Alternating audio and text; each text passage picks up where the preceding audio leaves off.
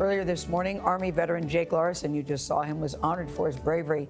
The 96-year-old stormed Omaha Beach 75 years ago today. Think about that for a second. He says he is the last living member of his unit. Anthony Mason is leading our coverage from Normandy today. Anthony, what a story he has to tell. Good morning to you. Yeah, he sure does, Gail. Jake Larson has a great life in California with 9 grandchildren and 11 great-grandchildren. But D-Day was a moment that changed his life forever. And yesterday was the first time in 75 years he stepped back onto Omaha Beach. 75 years. How come I'm still alive? I'm still alive. Jake Larson was 21 years old when he stormed Omaha Beach with his Army unit.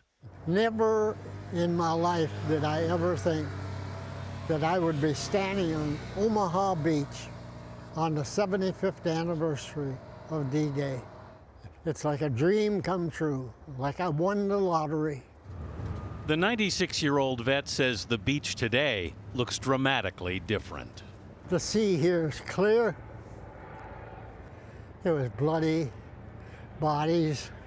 What can a person say now, except that war is hell?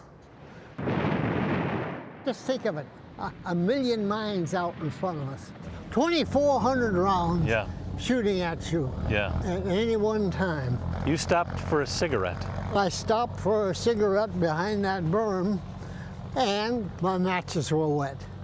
So I turned to my left, and not 3 feet from me, there was a soldier. And I says, "Buddy, have you got a match?" And he didn't answer. I looked again, and there was no head under the helmet. The soul of that boy inspired me to up at that instant and run for the cliff. How does it feel to come back here, Jake? It's one of the most unbelievable things that could ever happen to me. I never figured I'd be even living this long. 96 years old is not chicken feed stuff. No, sir, it's not. No. But Larson almost didn't make it here, and it wasn't because of his age, but because of funding. Veteran organizations were going to help, but there was a problem. As quick as they found out that my service records were burned up, they dropped me like a hot potato. But 2 women at his favorite coffee shop decided to raise money for him through a crowdfunding site. When they told me they were going to put that on the internet or someplace, I said, I'm going to get one of the chairs here and get a tin cup and sit out in front. And I'll bet you I'll pick up more right outside here than you will for that. I said, who is going to pay money for me to go over there? Turns out a lot of people did.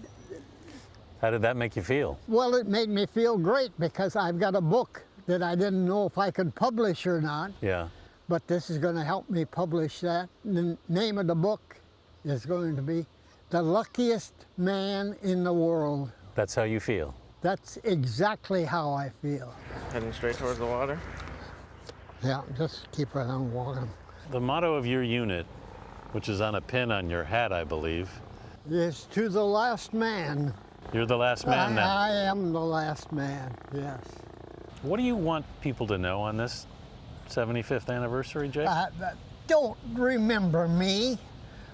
Remember all those guys that sacrificed their lives for freedom that we all enjoy today. And remember, freedom is not free.